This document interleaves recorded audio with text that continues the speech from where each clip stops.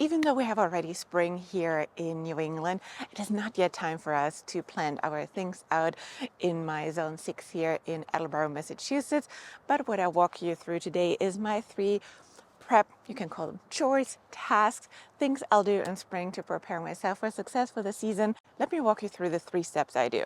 So the first one is, I know, fan favorite, weeding.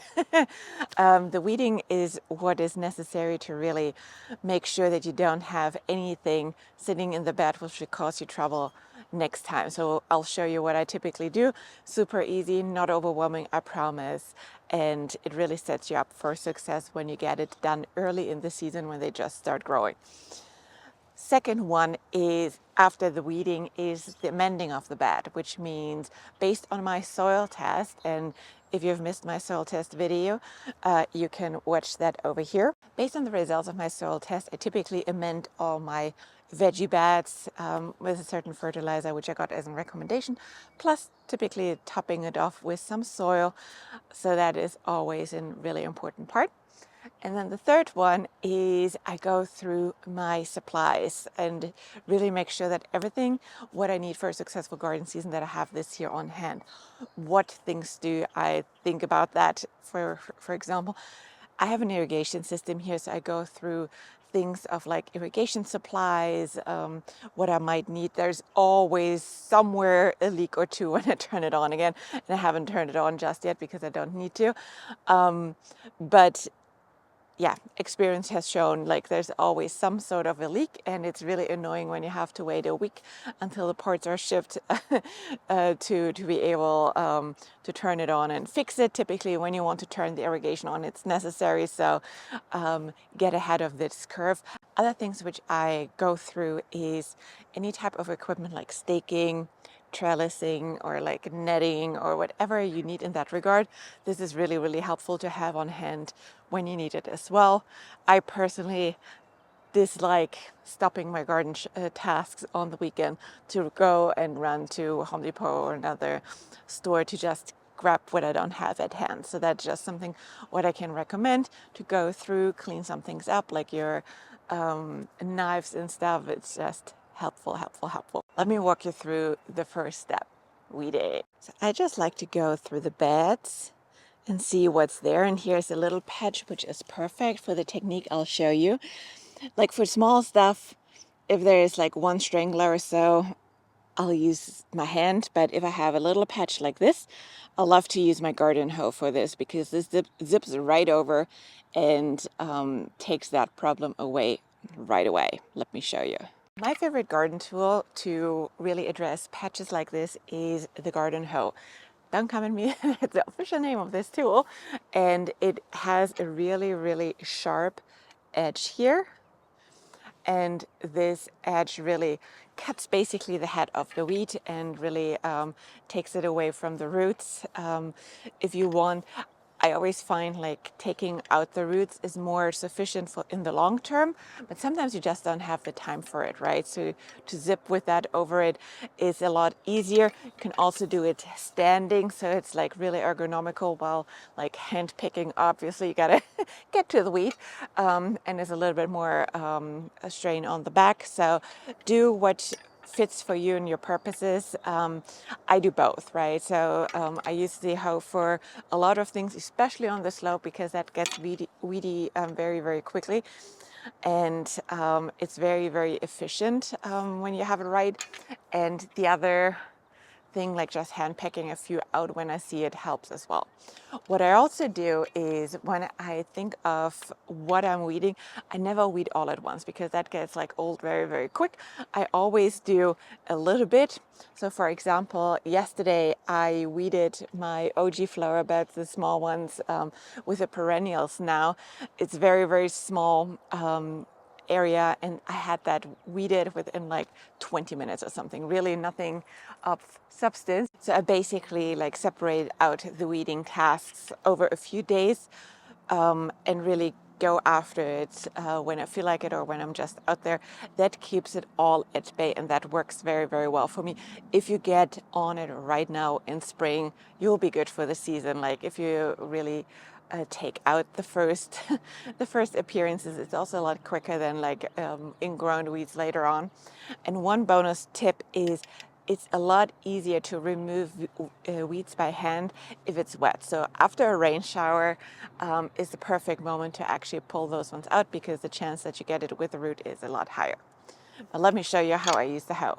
So you basically place it in front of the weeds with the flat side facing down, and then you just zip it through,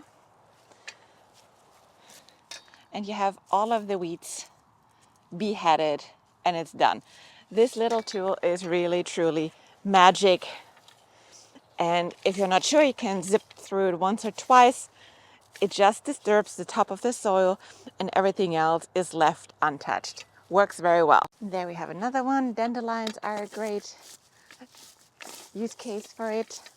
One zip and they are gone. It makes also a really clean cut. Let's talk about step number 2, the amendment portion. So what I want you to take away from this video is to not, please do not dump fertilizer in your bed without knowledge of what is necessary in your bed. So please do a soil test. And yeah, let me say that just one more time for the people in the back: do not dump fertilizer without knowledge into your beds. Let me tell you a quick story why. Because that is exactly what I did just a couple years ago. When I wanted to do something good for my bed, still fairly new beginner gardener, and really wanted to make sure that everybody had everything they needed. And I thought, ooh, an equal fertilizer with the NPK equally distributed will be great, because you know, it's all equal, the same. How can it be bad, right?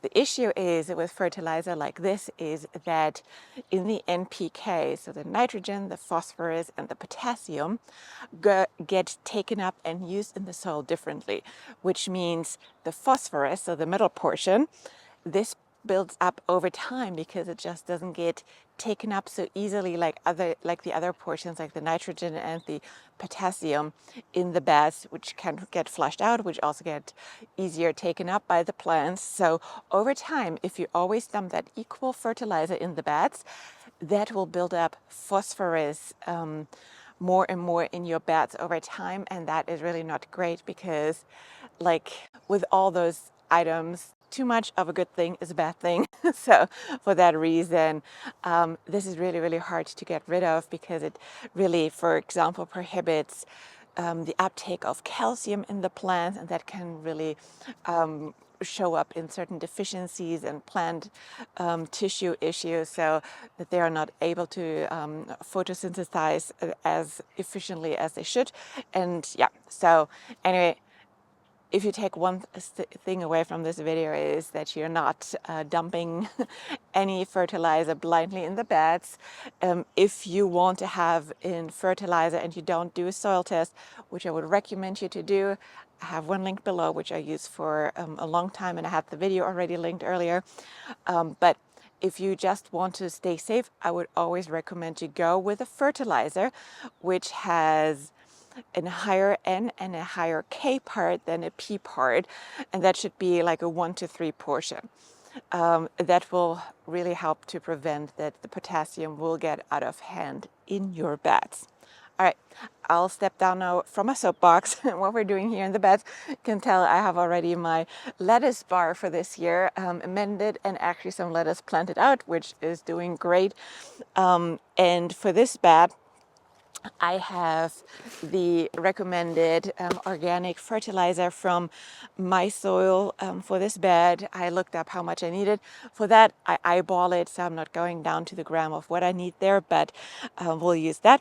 And then I have here a bag of the raised bed mix from my favorite local soil provider here at Coast of Maine, which will top it off. What I will also do is just to broad fork the soil a little bit, which helps it to aerate. I'm not tilling it. I'm a no-till gardener, so I want to keep the soil and the soil web in place and intact, so we're not tilling it and really turning everything upside down. I'm just like lightly loosen it and just poke some air holes basically in the soil to give it a little bit aeration, because we had so much rain last year. It compacted a lot down, and I want to make sure that air is in the soil, because that is an important portion of a healthy soil web as well. Yeah, so let's do that. I just got to find the board fork. We cleaned up yesterday the deck portion, so theoretically I should find it where it belongs to, but I'm not fully sure, so we'll see about that. All right, I found the broad fork, and as I mentioned, just squeezing in a little. Beware the irrigation lines. It's almost what you also do with a lawn after the winter, to just give it a little air. All right, and then I'll put the fertilizer in it. I typically like to have that on the bottom. And then I'll put the soil in.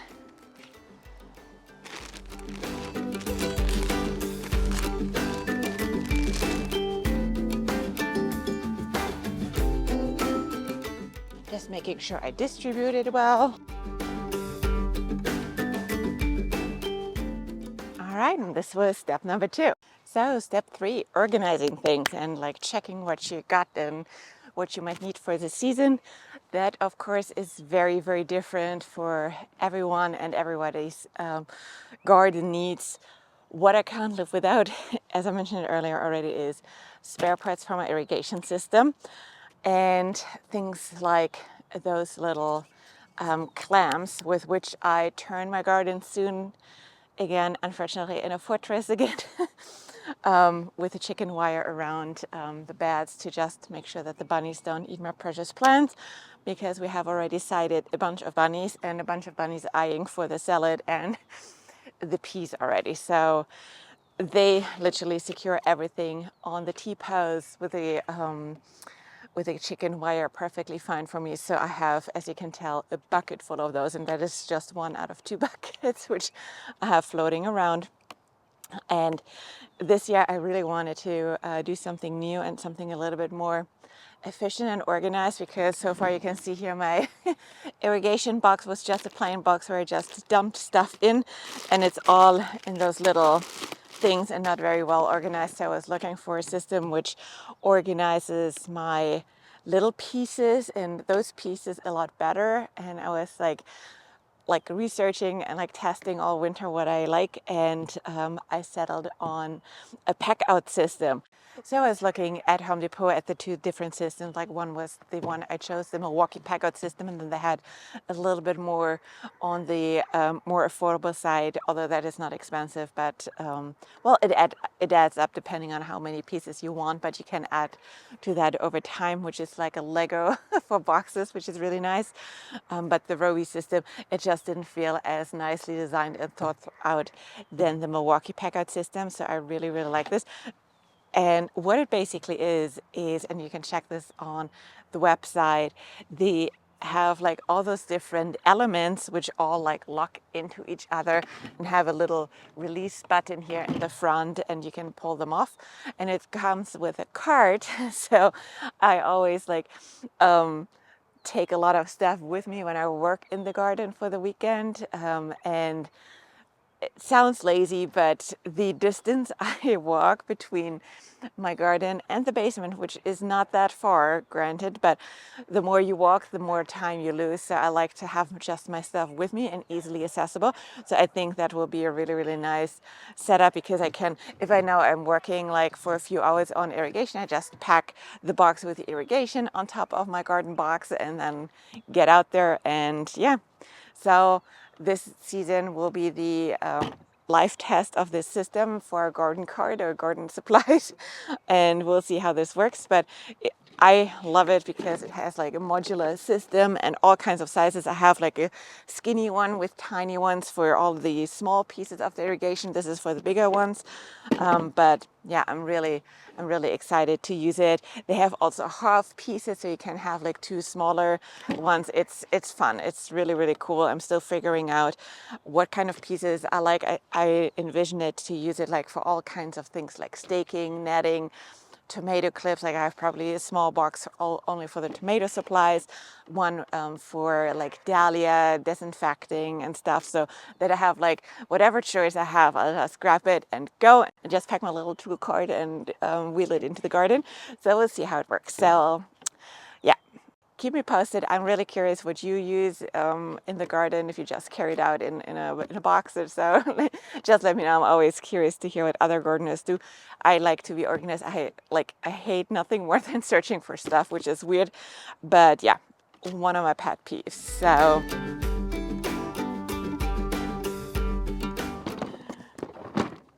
and this is how they look together. So I hope this video was interesting for you. This is really what I do every year to get my garden started and really set up for the season well. And I think my yields and the happiness of my plants prove that this is probably a good approach. But yeah, you do you. And you let me know what you are always do in spring to get going for your season. I'm always curious to hear what other people do. So leave me a comment below. And then otherwise subscribe and watch another video. Thank you.